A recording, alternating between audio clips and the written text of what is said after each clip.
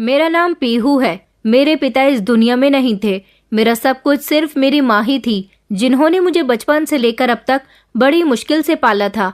मेरी माँ की शादी जिस परिवार में हुई थी, वहाँ पर मेरी दादी जी माँ को बहुत परेशान किया करती थी। मेरे पापा एक मामूली से मजदूर थे, जो कि मजदूरी करके पैसा कमाया करते थे। मेरी दादी बहुत चालाक औरत थी। हमेशा मेरी माँ को तंग करना, उनको ताने देना, यही उनका काम था। मेरी उम्र 7 साल की हुई तो मेरे पिता की एक दुर्घटना में मौत हो गई थी। मेरी माँ के लिए ये खबर बहुत दुखदायक थी। उसके बाद मेरी दादी को बहाना मिल गया था मेरी माँ को घर से बाहर निकाल देने का। उन्होंने कहा कि तेरा और तेरी बेटी का अब हमसे कोई रिश्ता नहीं है। उन्होंने इतनी ढेर सारी बातें माँ को सुनाई और धक्के मारकर उनको घर से निकाल दिया। उसके बाद मैं और मेरी माँ बेसहारा हो गए थे। माँ मुझे अपनी माँ के घर लेकर आ गई थी। मेरी माँ का कोई भाई नहीं था, वो अपने माता पिता की इकलौती बेटी थी। मेरी नानी तो इस दुनिया से जा चुकी थी, मगर नाना जी अभी जिंदा थे। माँ और मैं नाना जी के घर पर रहने लगे थे।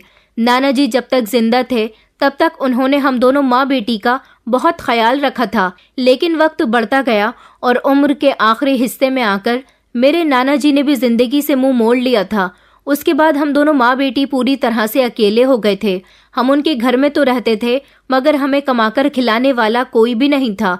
अब मेरी उम्र 14 साल हो चुकी थी। मुझे पढ़ने लिखने का बहुत शौक था। पहले तो मेरे नाना जी ने मेरा एडमिशन करवाया हुआ था और वही मेरी पढ़ाई का खर्चा उठा रहे थे। लेकिन उनके जाने के बाद पूरे 1 साल तक हमारे घर में बहुत तंगी रही थी। मेरी 1 साल की पढ़ाई खराब हो चुकी थी, मगर मैं माँ से रो रो कर कहती रहती थी कि मुझे आगे पढ़ना है। अपनी इकलौती बेटी की पढ़ाई पूरी करने के लिए और 2 वक्त की रोटी के लिए माँ ने लोगों के घरों में काम करना शुरू कर दिया था। इस तरह हमारे घर का गुजारा होने लगा था। माँ हर महीने मेरे स्कूल की फीस दे दिया करती थी। मैं स्कूल चली जाती थी और स्कूल आने के बाद मैं घर में रहकर घर के सारे काम संभाल लिया करती थी। उधर माँ लोगों के घरों में जाकर काम करके आती थी। लेकिन मेरी माँ वहाँ से आने के बाद बहुत थक जाती थी। मुझे उन पर बहुत तरस आता था। इसी तरह कई साल गुजर गए थे और अब मेरी उम्र 18 साल हो गई थी। एक दिन मेरी माँ को एक बड़े से घर में नौकरी करने की ऑफर आई।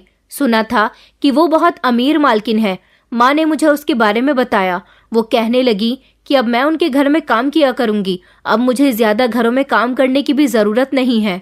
उस एक ही घर में काम करके मुझे अच्छे खासे पैसे मिलेंगे, मगर मुझे वहाँ देर रात तक काम करना होगा। तुम यहाँ घर में अपना ख्याल रखा करो। तुम जवान हो रही हो, मुझे तुम्हारी फिक्र रहती है। मैंने माँ से कहा था कि आप फिक्र मत करो, आप आराम से अपना काम करके आ जाया करो। इस तरह मेरी माँ इस बड़े से घर में नौकरी करने लगी थी। कुछ दिन यहाँ काम करने के बाद माँ ने मुझसे कहा कि बेटा, तू स्कूल से आने के बाद फ्री हो जाती है तो तू भी मेरे साथ मालकिन के यहाँ काम करने चला कर। वहाँ बहुत काम होता है, क्योंकि उन्होंने ज्यादा नौकरानियां नहीं रखी हुई हैं, सिर्फ मैं ही तो हूँ। तू भी मेरे साथ वहाँ चलेगी तो मुझे बहुत सहारा होगा। मैंने कहा माँ, लेकिन मैं घर आने के बाद पढ़ाई करती हूँ। माँ कहने लगी कि मालकिन का घर बहुत बड़ा है, वैसे भी अब तेरा आखिरी साल है, इंटर करने के बाद मैं तेरी शादी कर दूंगी। माँ जब मुझसे शादी की बात करती थी तो मैं ध्यान नहीं देती थी। मैंने सोच लिया था कि मेरी गरीब माँ ने मुझे इतनी गरीबी में इंटर करवा दिया है तो वो मेरे जिद करने पर मुझे आगे भी जरूर पढ़ाएंगी। फिलहाल मैंने माँ से उनकी मालकिन के यहाँ जाने को कह दिया था। अब मैं पूरी तरह से जवान थी, इसलिए अपने आप को दुपट्टे से खूब ढककर रखती थी। मेरी माँ मुझे हमेशा समझाया करती थी कि तुम सुंदर हो, सुशील हो, अपनी मर्यादाओं को भी कभी लांघना मत और अपनी माँ का कभी भरोसा मत तोड़ना। मेरी माँ मुझसे क्या कहना चाहती थी मैं अच्छी तरह से जानती थी। अब मैं भी माँ के साथ साथ मालकिन के घर का काम करवा दिया करती थी। ये घर बहुत बड़ा था। मालकिन ज्यादातर घर से बाहर ही रहती थी। मेरी माँ ने मुझे बताया था कि मालकिन का बड़ी बड़ी अमीर घर की औरतों से दोस्ताना है और वो ज्यादातर उनके साथ ही वक्त बिताती हैं। उनके पास कोई औलाद भी नहीं है। मालकिन लगभग मेरी माँ की ही उम्र की थी। एक दिन जब उनके पति घर के अंदर दाखिल हुए तो मैं उन्हें देखकर दंग रह गई थी, क्योंकि मालकिन अच्छी खासी जवान और खूबसूरत औरत थी। मालिक बड़ा ही अजीब था। उसे देखकर ऐसा लग रहा था जैसे वो जवान जवान बच्चों का पिता है। मैंने माँ से इस बारे में पूछा कि माँ, आपको मालिक कुछ अजीब नहीं लगते? माँ कहने लगी कि खामोश हो जा। सुना है इन दोनों की मोहब्बत से शादी हुई थी और मोहब्बत में इंसान हमेशा अंधा हो जाता है। तुम अपने काम पर ध्यान दो। माँ अब मुझे मालकिन के घर में काम करने के लिए सिर्फ तभी लेकर आती थी जब काम ज्यादा होता था, वरना मैं वहाँ पर कभी कभी ही आया करती थी। एक दिन रात का समय था, माँ उसी समय घर आई थी। तभी अचानक माँ का फोन बजने लगा। मालकिन के गार्ड ने माँ को फोन किया था। उसने बताया कि जल्द से जल्द मालकिन के घर पहुंच जाओ, मालिक का देहांत हो चुका है। ये खबर सुनकर तो मेरी माँ बहुत घबरा गई थी। उन्होंने इस बारे में मुझे भी बताया और कहने लगी कि मैं अभी और इसी समय मालकिन के घर जा रही हूँ, वहाँ मेरी ज़रूरत है, तुम घर का दरवाज़ा अच्छे से बंद कर लेना। मुझे भी मालिक की मौत पर बड़ा अफसोस हुआ था। मालिक बहुत अच्छे आदमी थे। कई बार उन्होंने मेरी माँ को ज़रूरत पड़ने पर पैसे भी दिए थे। कई दिनों तक मालकिन के घर में मेरी माँ को बहुत काम था, इसलिए वो रातों को काफ़ी देर तक घर वापस आई थी। 2 दिन इसी तरह से गुजर गए थे। जब माँ ने मुझसे कहा कि आज तू मेरे साथ मालकिन के यहाँ चल, घर में बहुत काम है, मैं अपनी माँ के साथ मालकिन के घर चली गई थी। उसी दिन मैंने मालिक के घर पर एक जवान और हैंडसम लड़के को देखा था। मैंने माँ से पूछा कि माँ ये कौन है। माँ कहने लगी कि ये मालिक का बेटा है। मैंने कहा मगर इन दोनों की तो कोई औलाद ही नहीं थी। माँ कहने लगी कि नहीं नहीं, ये सिर्फ मालिक का बेटा है। मालिक ने अपनी मालकिन से दूसरी शादी की थी। ये उनकी पहली पत्नी का बेटा है और कनाडा में रहता है। ये कनाडा से यहाँ अपने पिता की मौत पर आया था। मालिक की एक पत्नी कनाडा में थी, उसका देहांत 2 साल पहले हो गया था। मालिक की वो पत्नी भी इंडियन ही थी, मगर वो अपने बिजनेस की वजह से अपने परिवार को लेकर कनाडा शिफ्ट हो गए थे। वो कनाडा से इंडिया आते जाते रहते थे। फिर उन्हें हमारी मालकिन पसंद आ गई और उन्होंने मालकिन से दूसरी शादी कर ली थी। यहाँ भी मालिक का बिजनेस है और कनाडा में भी उनका बिजनेस है। कनाडा वाला बिजनेस उनका जवान बेटा संभाल रहा है।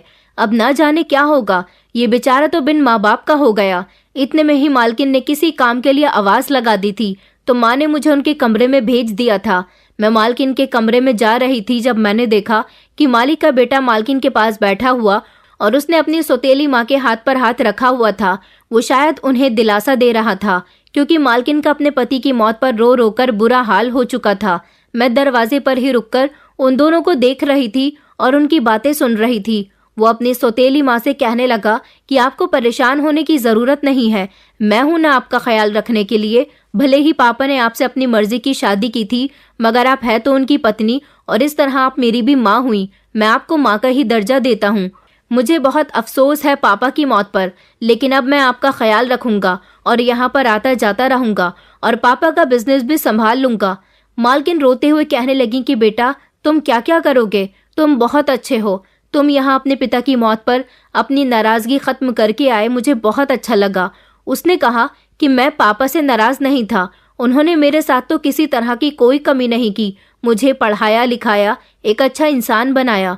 उन्होंने मेरे साथ कुछ गलत नहीं किया, बस मेरी माँ के साथ उन्होंने धोखा किया। यहाँ वो आते तो अपने बिजनेस का ध्यान रखने के लिए थे, मगर ये कहकर वो खामोश हो गया। तो मालकिन ने कहा कि बेटा मैं तुमसे माफ़ी मांगती हूँ, मगर तुम मुझे मेरी औलाद के समान हो। ये घर तुम्हारा भी है, तुम यहाँ आते जाते रहा करो। इतनी ही देर में अचानक मालकिन की नज़र दरवाजे पर खड़ी हुई मुझ पर चली गई। उन्होंने कहा कि तुम दरवाजे पर खड़ी हुई क्या कर रही हो? मैं कितनी देर से तुम्हें बुला रही हूँ। मैं घबरा गई और जल्दी से अंदर गई। मैंने अपने सर पर दुपट्टा रख लिया था। मालकिन कहने लगी कि तुम्हारी माँ कहाँ है?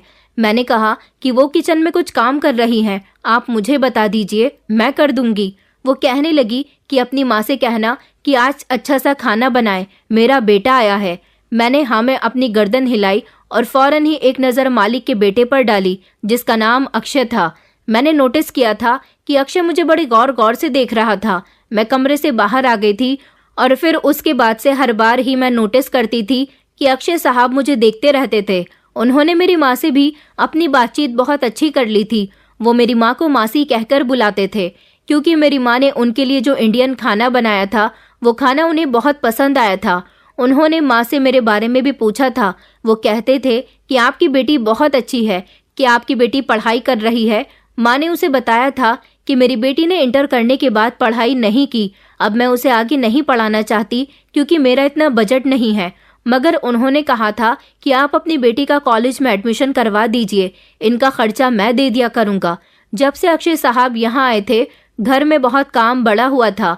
माँ अब हर रोज़ मुझे अपने साथ लेकर आती थी। माँ ने मेरा कॉलेज में भी एडमिशन करवा दिया था और उन्होंने मुझे बताया था कि तुम्हारी पढ़ाई का सारा खर्चा अक्षय साहब उठाया करेंगे। ये सब सुनकर मुझे बहुत खुशी हुई थी।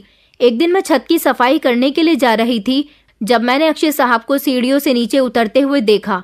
सुना था कि वो 1 हफ्ते के बाद यहाँ से जाने वाले हैं। मैं उनको नज़रअंदाज करते हुए ऊपर की तरफ बढ़ने लगी तो उन्होंने कहा कि सुनो, तुम्हारा एडमिशन हो गया है। मैं वहीं पर रुक गई थी। मैंने कहा कि आपका बहुत बहुत शुक्रिया, आपकी वजह से मेरा कॉलेज में एडमिशन हो सका है।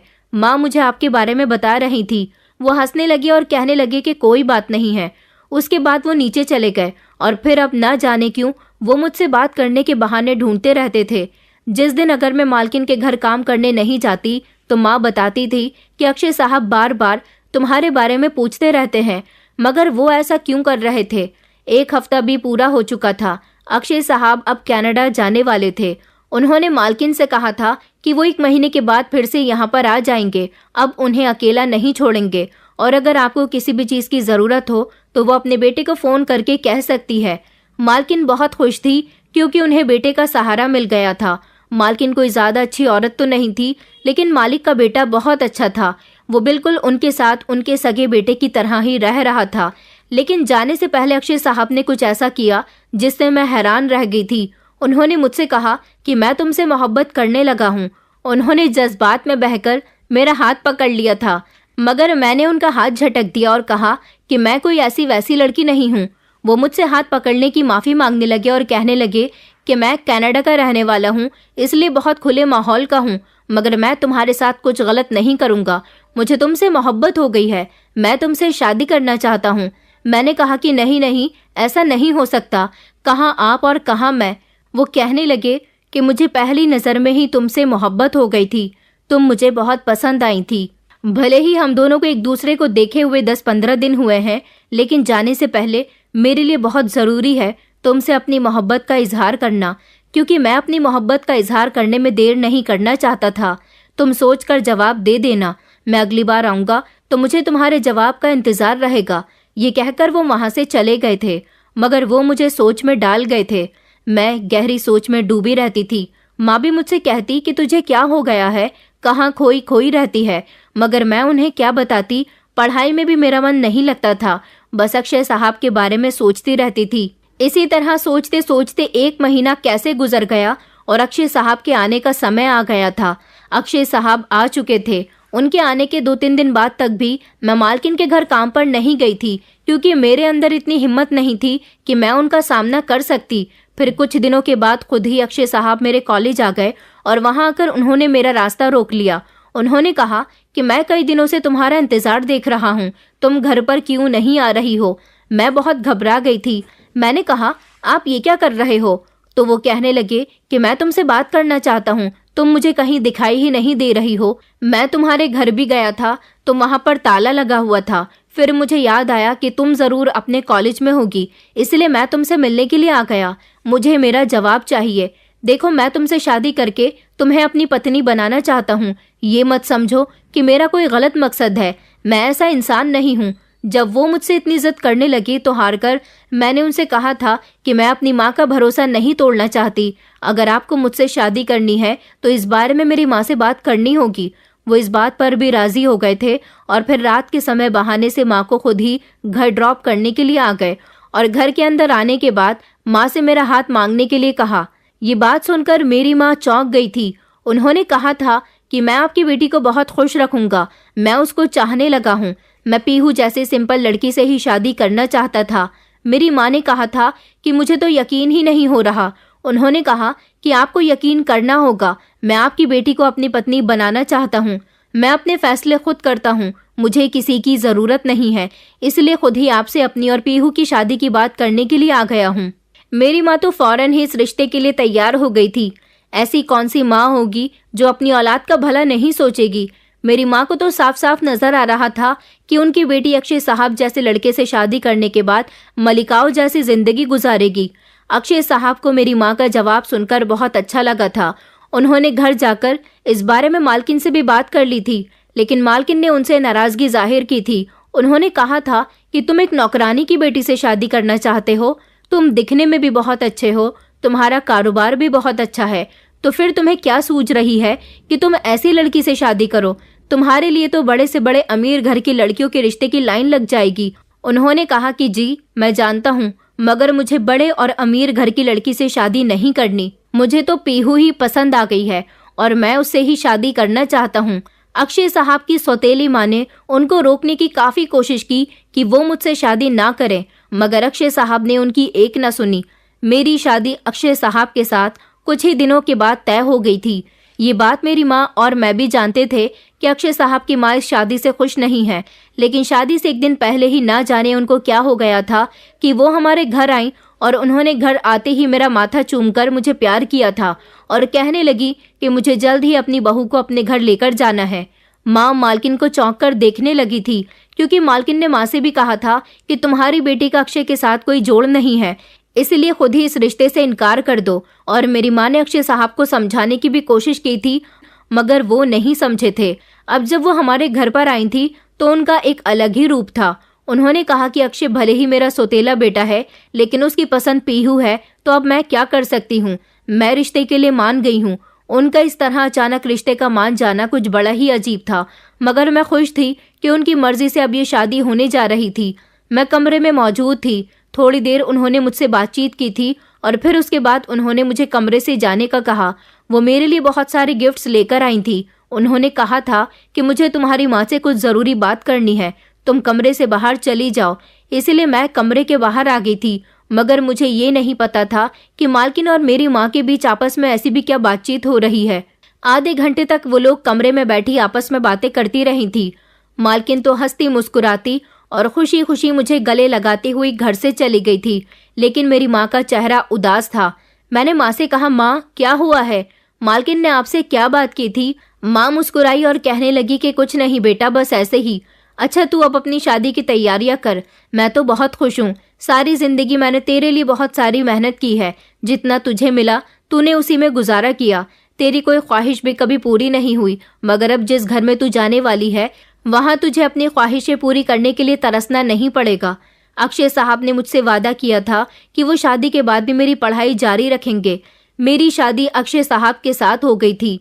इस बीच माँ शब्दों से तो बार बार यही जाहिर कर रही थी कि वो बहुत खुश है, लेकिन उनका चेहरा बहुत उदास हो रहा था। मालकिन मेरे लिए गिफ्ट्स के साथ साथ एक बड़ा सा बैग भी लेकर आई थी और उन्होंने कहा था कि ये बैग मैं खास तुम्हारी माँ के लिए लेकर आई हूँ। मुझे उस बैग की याद आई तो मैंने माँ से कहा था कि माँ, मालकिन आपके लिए क्या लेकर आई थी? माँ ने कहा कि कुछ नहीं, उसमें उनके कुछ पुराने कपड़े थे। माँ की बात सुनकर मैंने इस बात को इग्नोर कर दिया था, क्योंकि मालकिन अक्सर अपने घर का पुराना सामान और कपड़े हमें इस्तेमाल करने के लिए दे दिया करती थी। अक्षय खुद ही मुझे अपने साथ शॉपिंग करने के लिए ले गए थे। उधर घर में मालकिन शादी की सारी तैयारी कर रही थी और फिर मेरी शादी का दिन भी आ गया था। शादी वाले दिन मैं तैयार होकर बहुत सुंदर लग रही थी। माँ की आंखों में आंसू आ गए और वो कहने लगी कि आज अपनी बेटी को राजकुमारी वाले कपड़ों में देखकर मुझे बहुत खुशी हो रही है। मुझे तो उम्मीद भी नहीं थी कि मेरी बेटी इतने अमीर घर की बहू बनेगी। मैंने माँ से कहा था कि आपको रोने की जरूरत नहीं है, मैं आपसे मिलने आती रहा करूंगी, और वैसे भी आप भी तो मालकिन के घर ही काम करती हो ना, हम दोनों एक दूसरे से मिलते रहा करेंगे। इस बात पर मेरी माँ का चेहरा उदास हो गया और उसके बाद मेरी विदाई हो गई थी। मालकिन ने घर आकर मेरा बहुत अच्छे से स्वागत किया था और मुझे मेरे कमरे में भेज दिया था।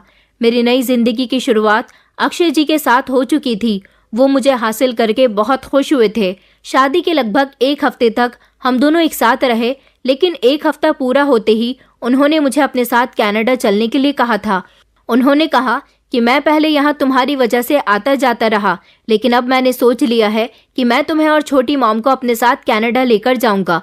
यहाँ का बिजनेस तो मैं कभी कभी आकर भी देख लिया करूंगा, लेकिन उधर कनाडा में भी मेरे बिना मेरा बिजनेस लॉस में जा रहा है, इसलिए मुझे कुछ दिन वहाँ पर रहना होगा और कुछ दिन यहाँ। मैं चाहता हूँ कि तुम और छोटी मॉम मेरे साथ चलना।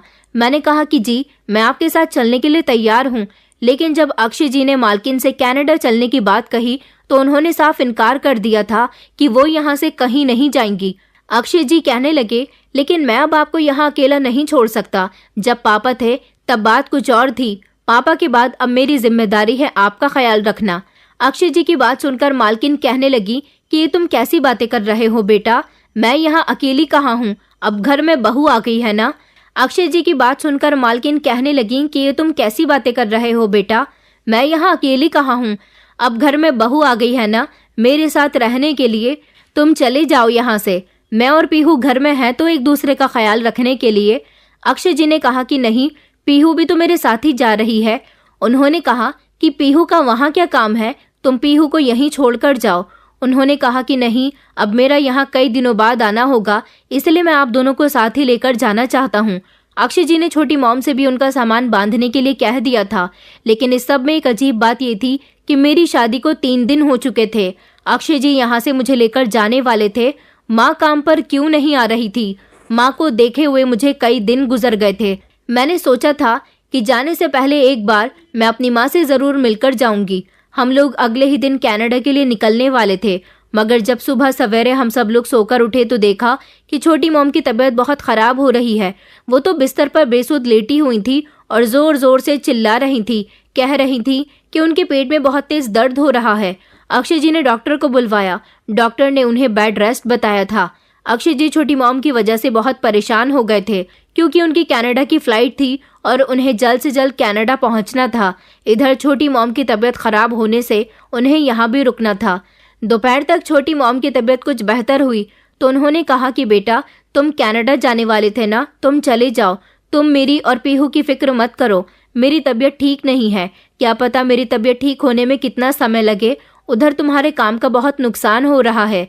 अक्षय जी कहने लगे, मगर मैं आपको छोड़कर ऐसी कंडीशन में नहीं जा सकता। छोटी माँ ने कहा कि मेरा ख्याल रखने वाली मेरी बहू आ गई है, इसलिए तुम्हें चिंता करने की कोई ज़रूरत नहीं है। तुम यहाँ मेरी बहू को छोड़कर चले जाओ। मैं अपनी बहू की सेवा के मज़े लेना चाहती हूँ। बेटा तुम चले जाओ, हमारी फिक्र मत करो। उन्होंने कहा कि अच्छा ठीक है, आपकी तबीयत ठीक हो जाएगी तो मैं आप दोनों को कनाडा लेकर ही जाऊँगा, यहाँ पर नहीं छोड़ूंगा। मेरी सास कहने लगी कि नहीं बेटा, वहाँ मेरा मन नहीं लगेगा। मैं सारी ज़िंदगी यहीं रही हूँ, यहीं का कल्चर जानती हूँ, यहाँ की मिट्टी की खुशबू मेरे अंग अंग में बसी हुई है, इसलिए मैं अपना देश छोड़कर कहीं नहीं जाना चाहती। उनकी बात सुनकर अक्षय जी खामोश हो गए थे। अक्षय जी मुझे लेकर जाना चाहते थे। इधर छोटी मॉम की तबीयत खराब थी, वो हमारे साथ भी नहीं जा सकती थी और वो उनको अकेला भी छोड़कर नहीं जा सकते थे, इसीलिए मजबूरन उन्हें मुझे छोड़कर जाना पड़ गया था। अक्षय जी 5 बजे की फ्लाइट से कनाडा के लिए रवाना हो गए थे। उन्होंने कहा था कि वो अपना काम बेहतर होते ही जल्दी यहाँ वापस आ जाएंगे और फिर अगली बार वो मुझे और छोटी मॉम को अपने साथ ही लेकर जाएंगे। मैंने उन्हें कहा भी था कि आप चिंता ना करें, मैं छोटी मॉम का बहुत ख्याल रखूंगी। अजीब बात ये थी कि जैसे ही मेरी सास को ये बात पता चली कि अक्षय जी फ्लाइट में बैठ चुके हैं और उनकी फ्लाइट कनाडा के लिए रवाना हो गई है, ये खबर मिलते ही छोटी मॉम की तबीयत बेहतर हो गई थी। वो काफ़ी हद तक ठीक लग रही थी। अक्षय जी जब घर में थे तब तो उनसे बिस्तर से उठा भी नहीं जा रहा था, मगर मेरे लिए यह अच्छी बात थी कि वो ठीक हो गई थी। मेरे पास मोबाइल नहीं था, लेकिन माँ का नंबर था, इसलिए मैंने घर के टेलीफोन से माँ का नंबर डायल किया। माँ का नंबर बंद जा रहा था। मेरा उनसे मिलने का बहुत मन कर रहा था। वो दिन तो इसी तरह से गुजर गया था। अगले दिन मैं तैयार होकर छोटी मॉम के कमरे में गई और उनसे कहने लगी कि मैं माँ से मिलने के लिए उनके घर जा रही हूँ, लेकिन उन्होंने मुझे मना कर दिया। वो कहने लगी कि तुम कहीं नहीं जाओगी, मेरी इजाज़त के बिना तुम्हें इस घर से कदम भी निकालने की ज़रूरत नहीं है। मैंने कहा लेकिन मैं माँ से मिलने जा रही हूँ, इतने दिनों से माँ यहाँ भी नहीं आई है। तो वो कहने लगी कि तुम्हारी माँ यहाँ कभी नहीं आएगी। ये कहकर उन्होंने मुझे खामोशी से कमरे में जाने के लिए कहा था। वो जिस तरह से मुझ पर चिल्ला रही थी, मैं बहुत डर गई थी। उनका ऐसा बदला हुआ रूप आज मैंने पहली बार देखा था। मैं तो सहम कर रह गई थी और कमरे में आकर बैठ गई थी। मेरी आंखों में आंसू आ गए थे। माँ भी तो मुझसे मिलने के लिए नहीं आई थी। न जाने ये सब क्यों और क्या हो रहा था। मुझे कमरे में बंद हुए रात हो गई थी जब अचानक मेरे कमरे का दरवाज़ा खुला और एक आदमी ज़बरदस्ती मेरे कमरे के अंदर घुस आया था। मैं इस आदमी को नहीं जानती थी। मैं ज़ोर ज़ोर से चिल्लाने लगी कि तुम कौन हो और कमरे के अंदर क्यों घुसे आ रहे हो। वो ज़ोर ज़ोर से हंसने लगा और उसने मेरे साथ ज़बरदस्ती करने की कोशिश की। मैं इतनी ज़ोर ज़ोर से बचाओ बचाओ चीख रही थी और अपनी सास को आवाज़ लगा रही थी कि उन्हें ना तो मेरी आवाज़ गई और ना ही वो मेरी मदद करने के लिए आई। ये आदमी पता नहीं कौन था। ये मेरी इज्जत के साथ खेलकर चला गया था। उसके जाने के बाद ही कमरे के अंदर छोटी मॉम आई थी। मुझे लगा कि उन्हें मेरी हालत पर तरस आएगा, मगर वो तो मुझसे कहने लगी कि अब तुम्हें इस सब की आदत डालनी होगी, क्योंकि अब तुम्हारे साथ यही सब कुछ हुआ करेगा। उनकी बात सुनकर मैं दंग रह गई थी। मैंने कहा, इसका मतलब कि आप जानती थी कि वो आदमी मेरे साथ क्या करके गया है? तो वो कहने लगी कि हाँ, उसे मैंने ही तो इस कमरे में भेजा था।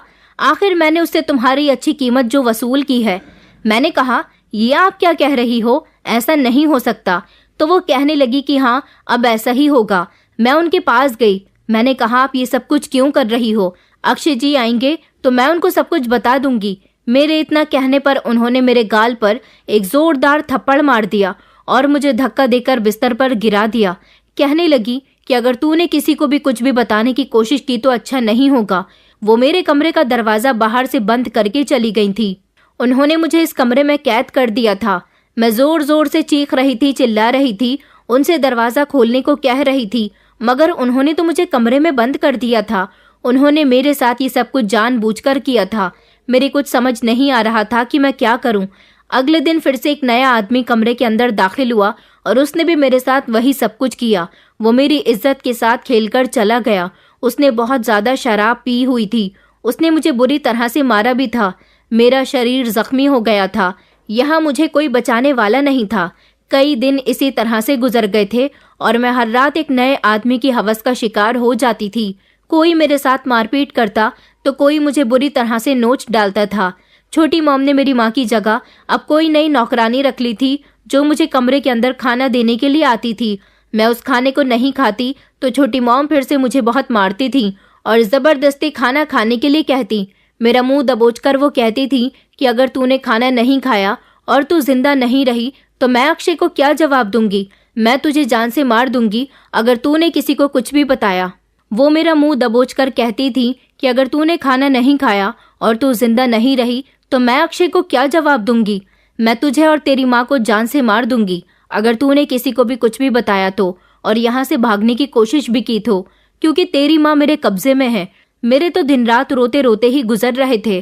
कई दिन गुजर गए थे मगर अभी तक अक्षय जी का कोई अता पता नहीं था। वैसे भी वो 1 महीने का कहकर गए थे और अभी तक 1 महीना पूरा होने में काफी समय था। मैं माँ को भी बहुत याद किया करती थी। मेरी हालत बहुत बुरी हो गई थी। मेरे शरीर पर बहुत सारी चोटों के निशान आ गए थे। एक दिन कमरे के अंदर छोटी मॉम आई और मुझसे कहने लगी कि कल अक्षय आ रहा है। ये खबर सुनकर मेरे चेहरे पर एक अजीब सी मुस्कुराहट आ गई थी। उन्होंने कहा कि ज्यादा खुश होने की जरूरत नहीं है। अगर अक्षय तुमसे पूछे कि मुझसे फोन पर बात क्यों नहीं करती हो तो तुम्हें कहना है कि मुझे काम से फुर्सत नहीं मिलती। वो मुंह बिगाड़ते हुए कहने लगी कि पता नहीं अक्षय यहाँ पर क्यों आ रहा है। उसने तो 1 महीने का कहा था और अब 15 दिन में ही एक चक्कर लगाने आ रहा है। उन्होंने मुझसे खास तौर पर कहा था कि मैं अपने शरीर को अच्छी तरह से ढककर रखूं ताकि मेरे शरीर पर लगी चोटों के निशान उनके सामने न आ जाएं। उन्होंने मुझे कहा था कि अगर तुमने मेरा कहना नहीं माना तो तुम्हारे लिए अच्छा नहीं होगा। छोटी मॉम मेरे साथ जो सब कुछ कर रही थी उससे मैं पहले ही बहुत डर गई थी, इसलिए मेरे अंदर इतनी हिम्मत नहीं थी कि मैं उनकी बात ना मानकर अपने आप को और अपनी माँ को और ज्यादा मुश्किल में डाल देती। वो हद से ज्यादा चालाक और जालिम औरत थी। ये औरत मेरे जरिए पैसे कमा रही थी और अब चाहती थी कि उनकी सच्चाई किसी के सामने न आए। अक्षय जी के आने से 1 रात पहले उन्होंने कोई भी कस्टमर घर में नहीं बुलाया था और मुझे ठीक से रहने को भी कहा था ताकि अक्षय जी को मेरी हालत देखकर किसी तरह का कोई शक न हो जाए।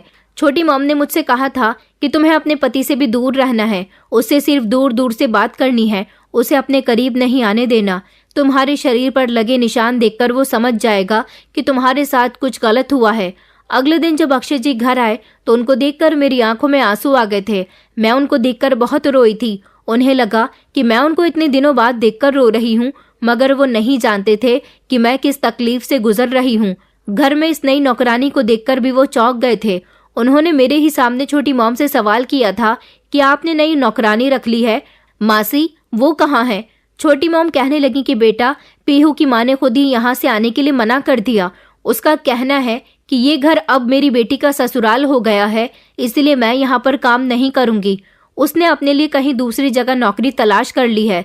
अक्षय जी ने मेरी तरफ देखा और कहा कि पीहू, तुमने अपनी माँ को समझाया नहीं?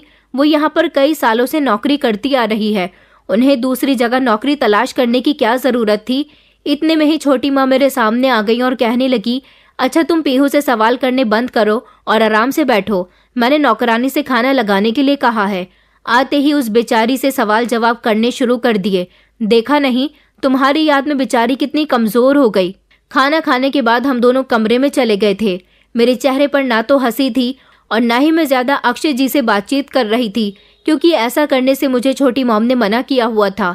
अक्षय जी ने जब मुझे इतना खामोश और उदास देखा तो कहने लगे कि क्या हुआ, तुम्हारी तबीयत ठीक नहीं है क्या? वो मेरे करीब आए थे और उन्होंने मेरे माथे को हाथ लगाया था।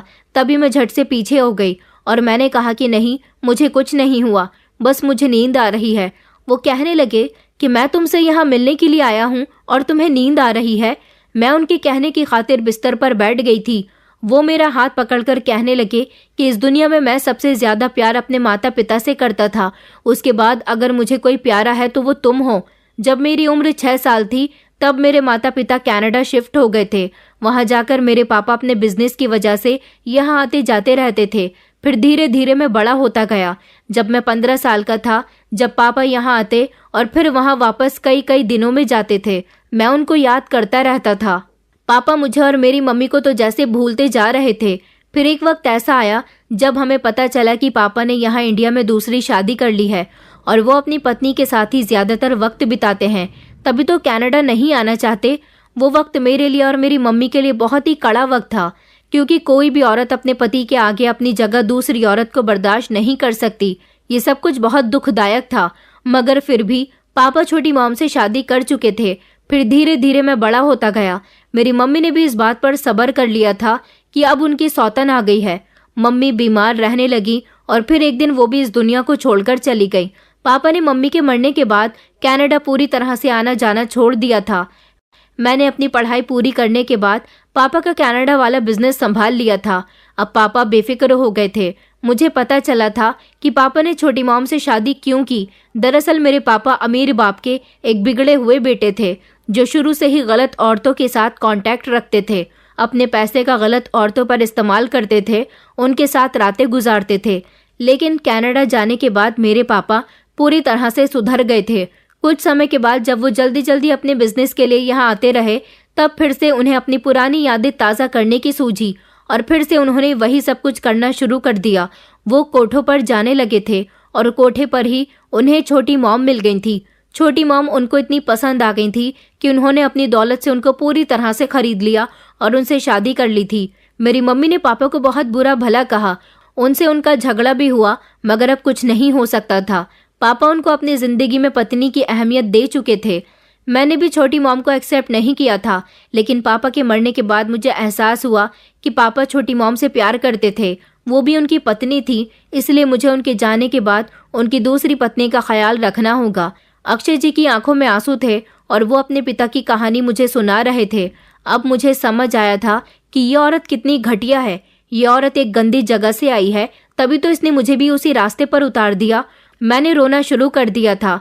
अक्षय जी मेरे रोने पर घबरा गए और मुझसे पूछने लगे कि तुम्हें क्या हुआ है।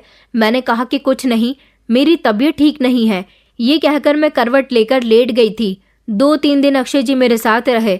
मैंने उन्हें अपने करीब नहीं आने दिया। उन्हें इस बात पर गुस्सा भी आ रहा था कि मैं ना तो उन्हें वक्त दे रही हूँ, ना मैं उनसे ठीक से बात कर रही हूँ, ना उनके जाने के बाद उनसे फोन पर बात करती हूँ। इस सब से वो मुझसे बहुत नाराज हो गए थे और फिर से वो कनाडा चले गए। अब की बार उन्होंने कहा था कि वो मेरी खातिर 1 महीने से पहले आए थे, लेकिन मैं सही करती रही तो वो 1 महीना नहीं बल्कि उसके बाद भी आ सकते हैं। मुझे बिल्कुल भी अच्छा नहीं लगा था कि मैंने अपने पति को नाराज करके भेज दिया था, मगर मेरे साथ जो हो रहा था उसे मैं खामोशी से बर्दाश्त कर रही थी। मैं ये किस तरह के नर्क में फंस गई थी। मुझे यहाँ से बाहर निकलना था। मैं हर रात इस तरह की तकलीफ को बर्दाश्त नहीं कर सकती थी। उनके जाने के बाद छोटी मॉम ने फिर से मेरे साथ वही सब कुछ करना शुरू कर दिया था। मैं कमरे में बंद होकर बस रोती रहती थी। उस शाम भी मैं बुरी तरह से रो रही थी। अपनी माँ को और अपने पति को याद कर रही थी जब अचानक मुझे कपकपाती हुई आवाज में आवाज आई, पीहू। मैंने जैसे ही अपनी नजर घुमाकर देखा तो कमरे के अंदर मेरी माँ मौजूद थी। मैं माँ को देखकर दौड़ती हुई इनकी तरफ गई। उनके गले से लगकर फूट फूट कर रोने लगी। मैंने कहा, माँ आप कहाँ चली गई थी? माँ आप मुझे इस नर्क से निकाल दो, यहाँ मेरे साथ बहुत बुरा हो रहा है। माँ कहने लगी कि मैंने तुझे खिड़की से देख लिया बेटा, तेरी शादी करके मैं बेफिक्र हो गई थी, मगर ना जाने क्यों मेरा दिल बहुत बेचैन था। तुझसे मिलने के लिए तड़प रहा था। मैं तुझसे मिलने के लिए कई बार आई थी, मगर मालकिन ने मुझे धक्के मारकर घर से बाहर निकाल दिया। मुझे तब भी सुकून नहीं मिला, इसलिए मैं चोरी चुपके यहाँ तेरे कमरे की खिड़की से अंदर आई हूँ। मगर तेरी यह हालत कैसे हुई? मैंने माँ को सब कुछ बता दिया था। मेरी बात सुनकर माँ कहने लगी कि मुझे नहीं पता था कि मेरी बेटी इतनी बड़ी मुसीबत में है। मैंने कहा, माँ प्लीज मुझे बचा लो। माँ कहने लगी कि हाँ बेटा, मैं तुझे यहाँ से निकाल कर ही रहूंगी, मगर अक्षय साहब कहाँ हैं? उनको इस बारे में पता है या नहीं? वो तो कहीं मालकिन के साथ मिले हुए नहीं है। मैंने कहा कि नहीं माँ, वो ऐसे नहीं है, वो तो कनाडा गए हुए हैं। उनके जाने के बाद ही तो मालकिन ने यह सब कुछ किया है। वो तो महीने में एक बार ही आते हैं। माँ कहने लगी, तू फिक्र मत कर, मैं तुझे यहाँ से निकाल लूंगी। मैंने कहा, माँ मुझे अपने साथ ले चलो। वो कहने लगी कि बेटा, मैं तुझे अपने साथ इस तरह नहीं लेकर जा सकती।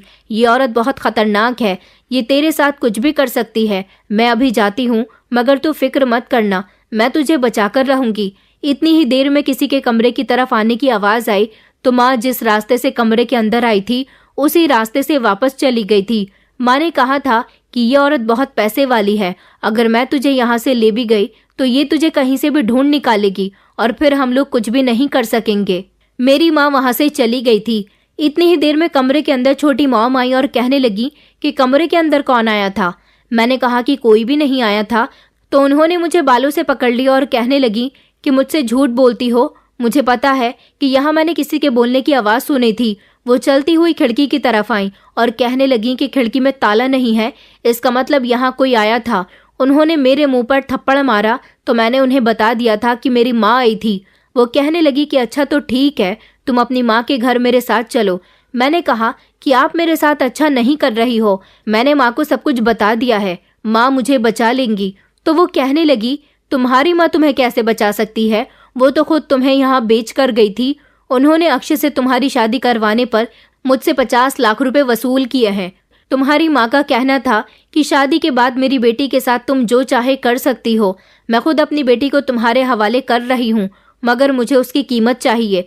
उसने 50 लाख रुपए की डिमांड की थी और तुम्हारी शादी से पहले वो पैसे मैंने बैग में करके खुद तुम्हारी माँ को दिए थे और साथ साथ उससे मना भी कर दिया था कि उसे शादी के बाद हमारे घर आने की कोई ज़रूरत नहीं है। तभी तो तुम्हारी माँ यहाँ नहीं आती थी। मैंने कहा कि नहीं, मेरी माँ ऐसा नहीं कर सकती। वो कहने लगी कि तुम्हें यकीन नहीं आता तो तुम याद करो, मैं नोटों से भरा हुआ बैग खुद तुम्हारे घर पर लेकर गई थी। उस बैग में पूरे 50 लाख रुपए थे और अभी भी तुम्हारी माँ मुझसे पैसे लेती रहती है। अब मुझे उस बैग की हकीकत समझ आई थी। इसका मतलब मेरी माँ ने मुझसे झूठ बोला था। उस बैग में मालकिन पैसे लेकर आई थी और माँ ने कहा था कि उसमें पुराने कपड़े हैं। उसको माँ ने अपनी अलमारी में रख दिया था और फिर वो मुझे अपनी अलमारी के करीब भी नहीं जाने देती थी। अब मुझे सारी बात समझ आ गई थी।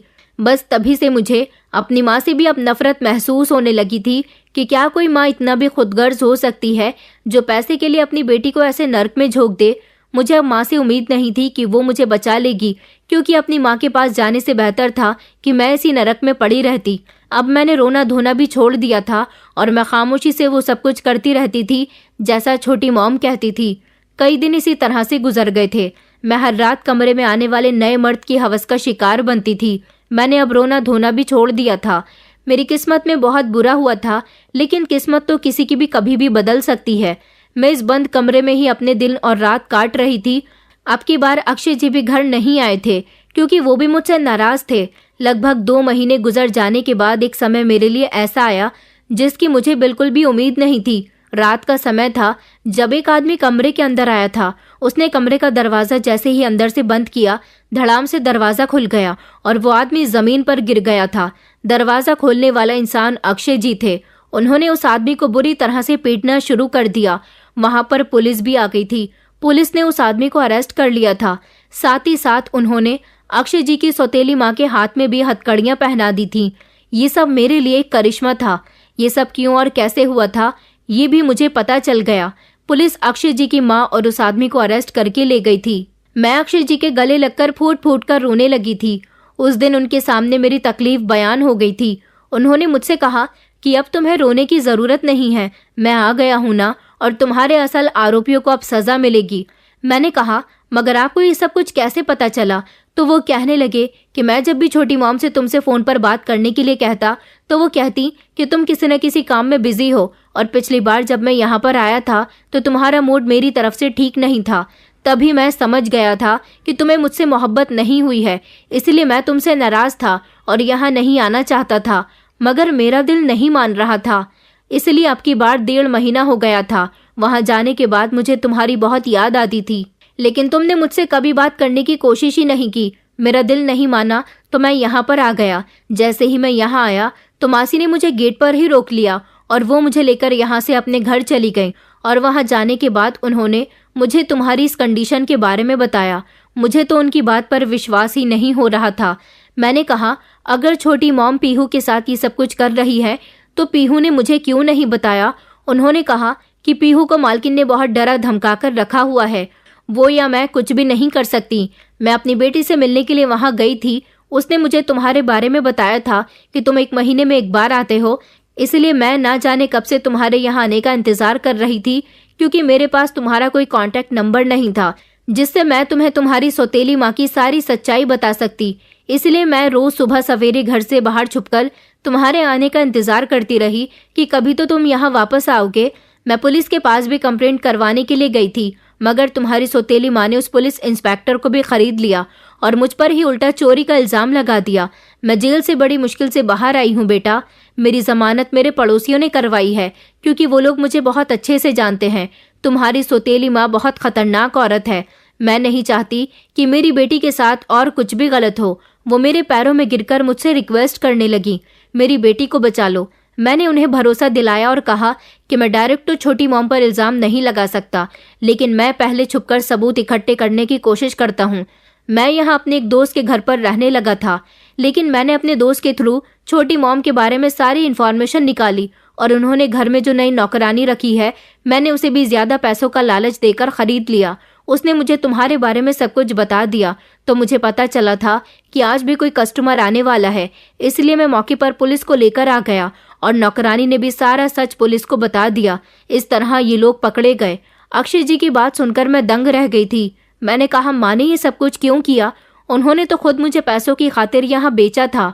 अक्षय जी ने बताया कि तुम्हारी माँ ने तुम्हें नहीं बेचा था, बल्कि जबरदस्ती मेरी सौतेली माँ ने तुम्हारी माँ को पैसे दिए थे और कहा था कि इन पैसों के बदले तुम्हें हमारे घर आने की जरूरत नहीं है। अक्षय जी ने बताया कि छोटी मॉम ने अपना गुनाह कबूल कर लिया है। उन्होंने बताया है कि पापा ने जब उनसे शादी कर ली थी तो उन्होंने अपने कोठे पर जाना छोड़ दिया था, अपने सारे पुराने काम धंधे बंद कर दिए थे, क्योंकि मेरे पापा ने उन्हें किसी चीज की कमी नहीं होने दी थी, इसलिए उन्हें ऐसे काम करने की जरूरत नहीं थी। मगर जब मैं यहाँ आ गया, मैंने पापा का बिजनेस संभाल लिया और तुमसे शादी कर ली, तो उनको लगा कि अब सारा बिजनेस मेरा हो जाएगा और उनके हाथ कुछ भी नहीं आएगा। इसलिए उन्होंने तुम्हें मेरे साथ कनाडा नहीं जाने दिया। उन्होंने हमारी शादी से पहले ही ये प्लान बना लिया था कि वो तुम्हारे साथ शादी करवाने के बाद ये सब कुछ करेंगी, ताकि आगे चलकर भी वो पैसे कमाती रहें। उनकी किसी पुरानी दोस्त ने उनसे कहा था कि मैं कस्टमर तेरे घर भेजती रहूंगी और तो उस लड़की का इस्तेमाल करती रहना।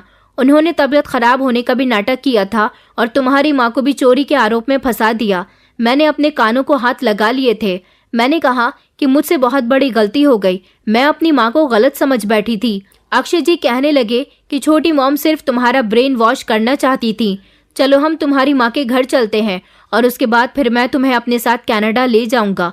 अक्षय जी मुझे लेकर माँ के पास चले गए थे और वहां जाने के बाद मैं माँ के गले लगकर बहुत रोई थी। मैंने अपनी माँ से माफी मांगी थी कि मैंने उनको गलत समझ लिया था और इस तरह अक्षय जी मुझे अपने साथ कनाडा ले गए थे। कुछ दिनों के बाद उन्होंने मेरी माँ को भी कनाडा हमारे साथ ही रहने के लिए जगह दे दी थी। बुरे कर्मों का नतीजा बुरा ही होता है और जो इंसान शुरू से ही बुरा हो उसकी नीयत कभी नहीं बदल सकती। गंदी नीयत रखने वाला इंसान अपने आप को बदल तो सकता है, मगर उसकी नीयत हमेशा खराब रहती है। इसीलिए ऐसे लोगों से सावधान रहें। दोस्तों, उम्मीद करती हूँ आपको हमारी कहानी पसंद आई होगी। कहानी पसंद आई है तो वीडियो को लाइक करें, चैनल पर नए हैं तो चैनल को सब्सक्राइब करें और हाँ, नोटिफिकेशन बेल को जरूर दबाएं ताकि अगली अपडेट सबसे पहले आपको मिले।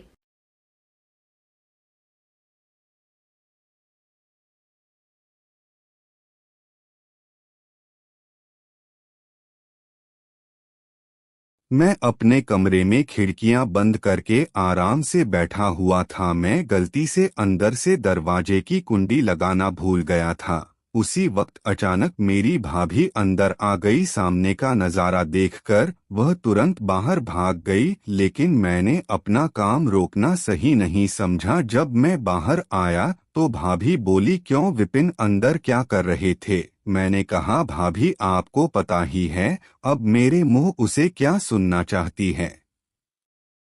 भाभी बोली, वह सब ठीक है, लेकिन तुम्हें अपना कमरा बंद नहीं करना चाहिए था। मैंने कहा, भाभी मुझे क्या पता था कि तुम उसी वक्त कमरे में आ जाओगी, वैसे भी मैं तो कुछ गलत कर नहीं रहा था। भाभी बोली, वह बात नहीं है, लेकिन फिर भी तुम्हें पता है, जब कोई उस काम को करते हुए देख लेता है तो उसका मन भी वही सब करने को लगने लगता है। मैंने कहा, तो भाभी तुम भी आ जाया करो। भाभी बोली, मन तो मेरा भी बहुत कर रहा है, लेकिन तुम्हें तो पता है, तुम्हारा भाई कई दिनों से घर से बाहर गया हुआ है और मैं अकेली वह सब कैसे करूंगी। मैंने कहा, भाभी अगर आप बुरा ना माने तो मैं आपकी मदद कर दूंगा, मैं आपके साथ वह सब काम कर सकता हूँ। भाभी बोली, तेरा दिमाग खराब है। इससे पहले कि भाभी और कुछ बोल पाती मैं तुरंत वहां से भाग गया। वैसे भी मैं तो अपनी भाभी के साथ बहुत पहले से वह काम करना चाहता था,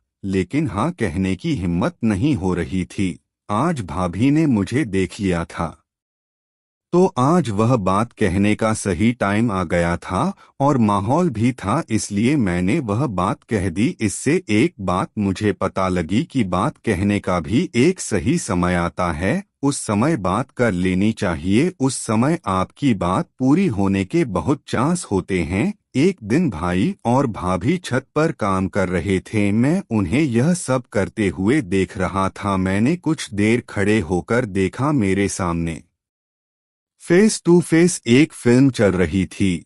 मुझे भाई भाभी को देखकर बहुत मजा आ रहा था। भाई अपनी सारी जान लगाकर काम कर रहा था। उस समय मेरी शादी नहीं हुई थी, मैं 21 साल का हूँ और मेरी भाभी बहुत खूबसूरत थी। वह हमेशा मेरे साथ मजाक मस्ती करती रहती थी। भाभी और मेरे बीच एक अच्छा दोस्ती वाला रिश्ता था। जब भाभी हमारे घर में नई नई आई थी तो उनमें बहुत घमंड था, और घमंड होना भी चाहिए था क्योंकि वह किसी से कम नहीं थी। भाभी की ऊंचाई और लंबाई बहुत थी, उनकी आंखें गोल और भरी भरी थी। जब वह एक साथ मेरे की तरफ देखती तो मेरा सीना चीर कर रख देती थी। जब मैं कोई बात करता तो वह मुंह टेढ़ा कर लेती थी।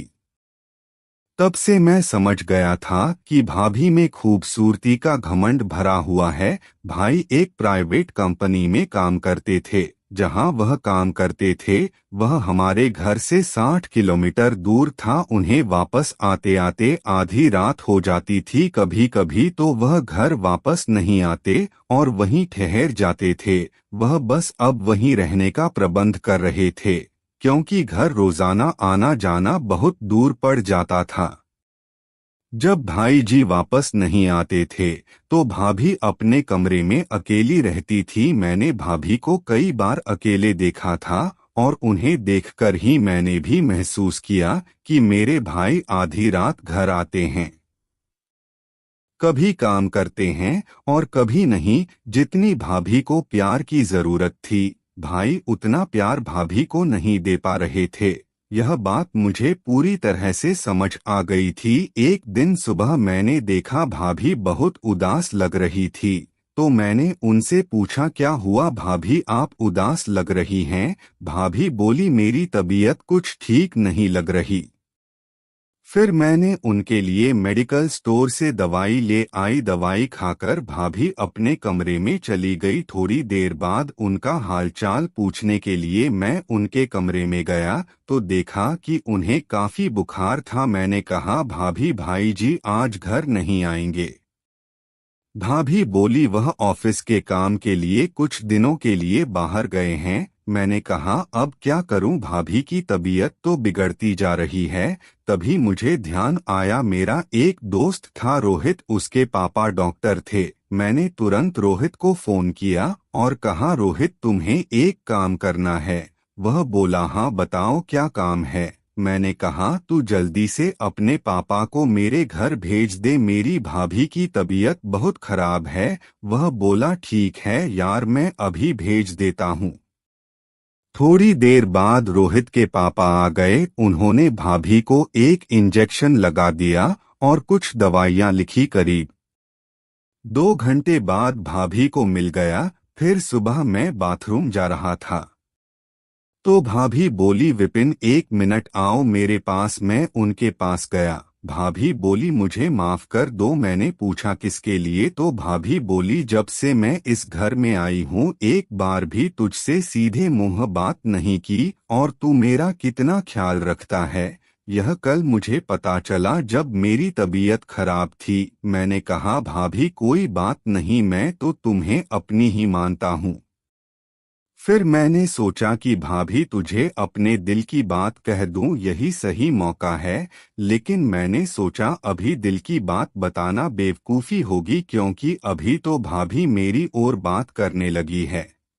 अगर मैं अभी बता दूंगा तो बहुत जल्दी हो जाएगा और भाभी भी नहीं कर सकेंगी, इसलिए पहले भाभी के साथ और ज्यादा प्यार पाना पड़ेगा। इसके बाद भाभी और मेरे बीच एक अच्छी दोस्ती हो गई। मैं भाभी की हर बात मानता और जो भी काम वह कहती मैं दौड़ दौड़ कर देता।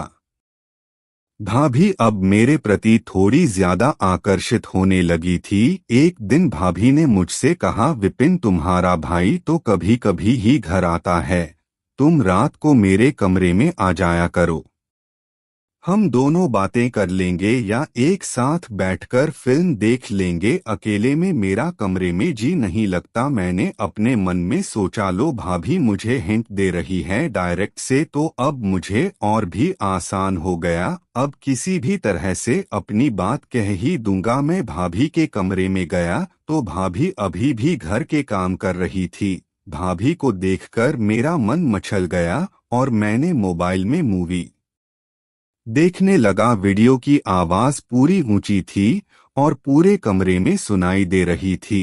भाभी के पीछे का मुंह कमरे के गेट की ओर नहीं था बल्कि टेढ़ा था, इसलिए बाहर से कोई आ रहा है इसका पता नहीं चल सकता था। मैं अपनी मस्ती में फिल्म देख रहा था और आवाज का आनंद ले रहा था। मुझे यह भी पता नहीं चला कि कब भाभी कमरे में आ गई। भाभी भी पीछे आकर वह फिल्म देख रही थी, लेकिन मुझे यह पता नहीं चला। भाभी ने खखार मारी और मैं उस फिल्म से ध्यान हटाकर देखा तो पीछे भाभी खड़ी हंस रही थी। मैं जल्दी जल्दी फिल्म बंद कर दिया और पूरी तरह घबरा गया। भाभी ने मेरा कान पकड़कर कहा क्यों, अब क्यों बंद कर दिया, क्या डर गया? मैंने थोड़े हंसते हुए और थोड़े घबराते हुए कहा भाभी डर लगता है जब कोई वह फिल्म देखते हुए पकड़ लेता है। वह बोली अच्छा अब तुम्हें डर लगता है।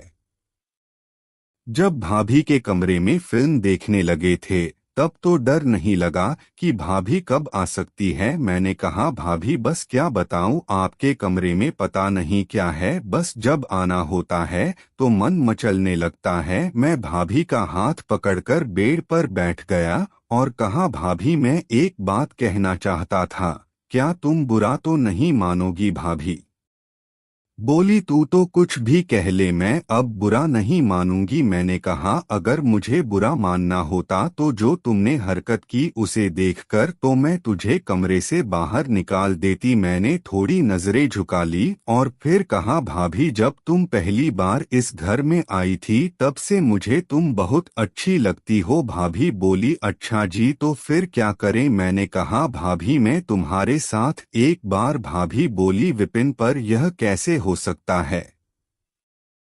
अगर यह बात तुम्हारे भाई को पता लग गई तो वह मुझे नहीं छोड़ेंगे। मैंने कहा भाभी हम घर वालों की नज़र से छुपकर काम करेंगे। भाभी बोली नहीं, मैं तुम्हारे साथ वह सब नहीं करूंगी। मैंने कहा भाभी मैं तुमसे वादा करता हूँ कि हमारी बात घर के तीसरे व्यक्ति को नहीं पता लगेगी। भाभी बोली पर विपिन मैं तो तुम्हारी भाभी हूँ। मैंने कहा तो क्या हुआ, हम कुछ गलत नहीं कर रहे हैं।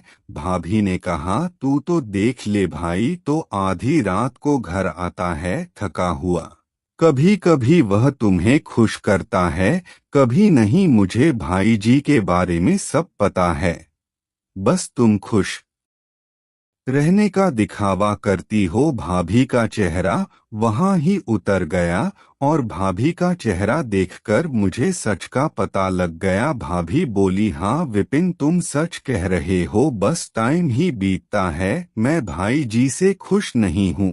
तुम्हारा भाई बस यह बहाना बनाकर जल्दी सो जाता है। इतनी दूर से चलकर आया, अब मैं थक गई हूँ, मुझे नींद आ रही है। रोज रोज तो मैं उन्हें खुश करने के लिए फोर्स भी नहीं कर सकती। उन्हें खुद ही सोचना चाहिए कि वह मेरा ख्याल रखें।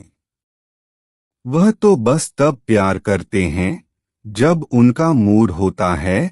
उन्हें मेरी तो थोड़ी भी फिक्र नहीं होती कि अब मेरा मूड है नहीं, वो बस अपना ही देखते हैं। इन बातों को सुनकर मैं चौंक गया। मैंने कहा भाभी तभी तो मैं तुम्हारी इतनी फिक्र करता हूँ, तभी तो मैं कह रहा हूँ कि मैं तुम्हें खुश कर सकता हूँ। भाभी मैं तुम्हारी हर एक फीलिंग को समझता हूँ। तब भाभी ने मेरा हाथ पकड़कर उसे कसकर दबाते हुए कहा। जब भाभी ने मेरा हाथ दबाया तो मुझे पता लग गया कि भाभी अंदर कितनी तड़प रही है।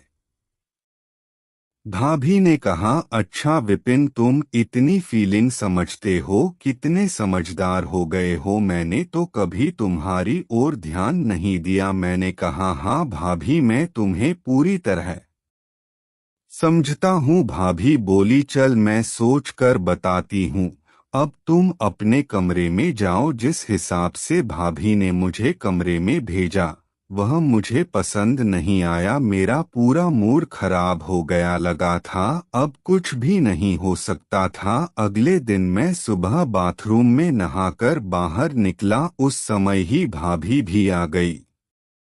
वो बोली आज बड़ा स्मार्ट लग रहा है मेरा विपिन। मैंने कुछ नहीं कहा और अपने कमरे में चला गया। मैं भाभी से नाराज था। थोड़ी देर बाद भाभी मेरे कमरे में आई और बोली क्या हुआ विपिन, तुम मेरे से नाराज हो गए। मैंने कहा आप मेरे पास जाएं, अपने काम करें, मैं आपके साथ कोई बात नहीं करना चाहता। फिर मैं अपने काम के लिए बाहर चला गया। जब मैं शाम को घर वापस आया तो देखा कि भाई जी भी घर आ चुके थे। मेरा मूड और भी खराब हो गया क्योंकि अब मेरा सपना सपना ही रह जाएगा। भाई ने मुझे देखकर कहा विपिन कैसे हो। मैंने कहा ठीक हूँ भाई जी। फिर मैं अपने कमरे में चला गया। थोड़ी देर बाद भाई ने मुझे बुलाया और बोले आजा विपिन खाना खा ले। फिर हम बैठकर खाना खाने लगे। मैं भाभी की ओर नजरें मार रहा। भाभी मुझे देखकर मुस्कुराने लगी और चुप रहने का इशारा करने लगी। भाई ने मुझसे पहले खाना खा लिया और फिर अपने कमरे में चले गए। मैं धीरे धीरे खाना खा रहा था, तब भाभी मेरे पास आकर बोली क्या बात है विपिन, तुम मुझसे नाराज हो। मैंने कहा हाँ। वह बोली तू मेरी बात क्यों नहीं समझ रहा, यह गलत है।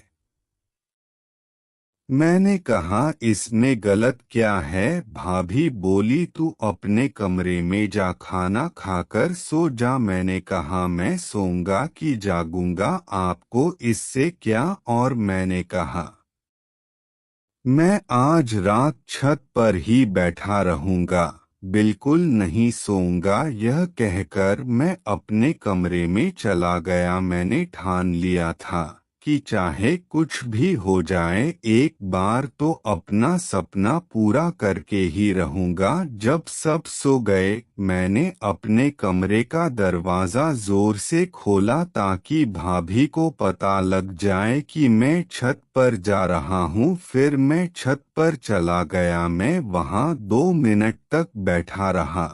तभी मुझे पायल की आवाज सुनाई दी। पीछे मुड़कर देखा तो भाभी छत पर आ रही थी।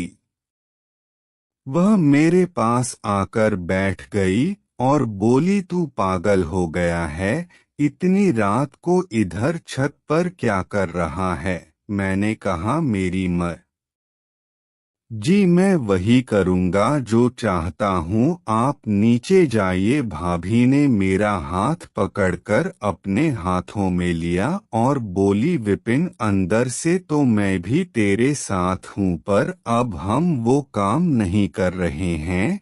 यह हमारे दोनों के लिए ही अच्छा होगा, क्योंकि जो काम तू मेरे साथ करना चाहता है वह तू एक दिन जरूर करेगा, पर थोड़ा सा सब्र करना और अच्छा होगा। भाभी की बात मैंने समझ ली। मैंने कहा, ठीक है भाभी। सुबह भाई ने कहा, विपिन मेरी बात ध्यान से सुन। मैंने कहा, हाँ बताइए भाई। बोले, मैं तुम दोनों को एक बात बताने आया हूँ। मैं अब दोबारा वापस नहीं आऊंगा। मैं कंपनी के काम से बाहर जा रहा हूँ। लगभग 6 महीने बाद ही वापस आऊंगा।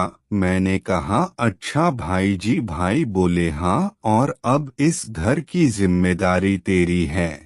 तू अपनी भाभी का भी अच्छे से ख्याल रखना। मैंने कहा, भाई जी आप बेफिक्र रहें, मैं इस घर की जिम्मेदारी संभाल लूंगा और इसे खुद ही संभालूं। और रही बात भाभी की, तो भाभी का मैं बहुत ख्याल रखूंगा। आप बेफिक्र रहे। भाई ने कहा, अब से 1 घंटे बाद मेरी ट्रेन है। फिर मैंने भाई को स्टेशन पर छोड़ने चला गया। जब मैं घर वापस आया तो भाभी का मूड बिगड़ा हुआ था। भाभी रो रही थी। मैंने कहा, भाभी क्या हुआ? आप क्यों रो रही है? तो भाभी बोली, रो क्यों नहीं, और क्या करूं? तेरा भाई पहले भी कई दिनों बाद आता था और अब तो सीधा 6 महीने के लिए चला गया। यह कहकर वो और भी रोने लगी। मैंने भाभी को बिस्तर पर बिठाकर कहा, भाभी कोई बात नहीं, भाई ने अपने काम के लिए जाना ही था और मैं तो हूँ आपके साथ, आपका ख्याल रखने के लिए। यह कहते ही भाभी ने मुझे गले लगा लिया। इसके बाद तो बिना कुछ कहे भाभी ने मेरे साथ शुरुआत कर दी। इससे आगे की बात तो बढ़ती गई, क्योंकि भाभी अब बहुत दुखी थी और पूरी तरह तैयार हो गई थी। उन्होंने बिना कुछ देखे सारा प्यार मुझे दे दिया। फिर मैंने भी पीछे नहीं रहा। भाई जो भाभी को अधूरा छोड़ देते थे, मैं आज वह कमी पूरी कर रहा था। मैंने सारी रात भाभी की पूरी सेवा की। रात के करीब 2 बजे गए थे। फिर कहीं जाकर हम दोनों सो गए। अगले दिन जब भाभी उठी तो भाभी के चेहरे से साफ पता चल रहा था कि भाभी वास्तव में खुश है। इसके बाद भाभी ने मेरा हाथ पकड़कर बोला, थैंक यू विपिन, जिस खुशी की तुमने मुझे दी है उसके लिए। मैं तो नहीं जानती कब से तुम तरहे थे। मैंने कहा, भाभी आप तो मेरी बात ही नहीं मान रही थी। साथ ही देखो, आज आपके चेहरे की खुशी ही बता रही है कि आप अंदर से कितनी खुश हैं। इसके बाद भाभी ने मुझे गले लगाकर बोला, शुक्रिया मेरे विपिन। उस दिन के बाद से मैंने भाभी के कमरे में ही सोना शुरू कर दिया और अब हम दोनों रोजाना खुश रहने लगे। यह थीरी और भाभी की तो दोस्तों कैसी लगी मेरी यह कहानी? अगर मेरी यह कहानी आपको अच्छी लगी तो कमेंट सेक्शन में जरूर बताइएगा और ऐसी ही कहानी और सुनने के लिए मेरे चैनल को सब्सक्राइब करें। फिर मिलूंगी एक नई और कहानी के साथ।